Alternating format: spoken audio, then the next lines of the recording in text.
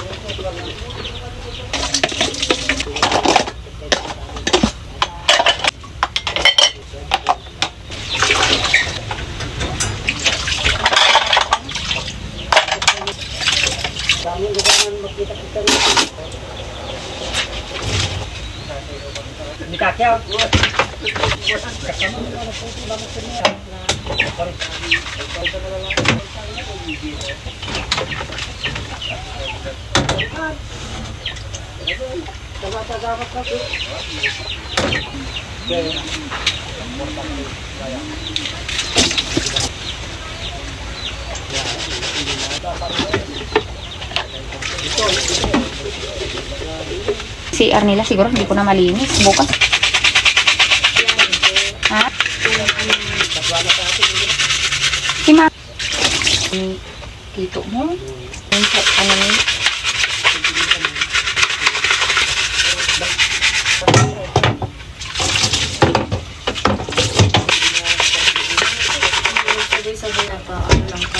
Sinabi ko yung sa 4, niya bawal pa, pero yung grade 12, wal tayo na lang. Diba?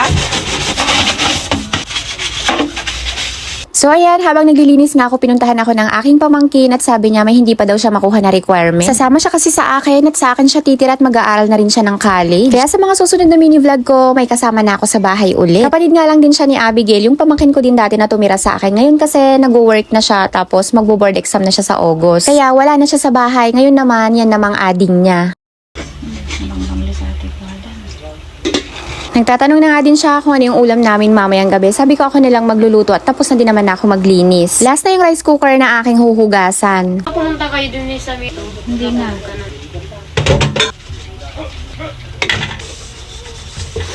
Si ate mo, gusto kong lagyan ng papaya. Luto na? Iluluto mo na. Luluto ko lang yung papaya tapos ihalo ko. Magsutlan kami ng papaya.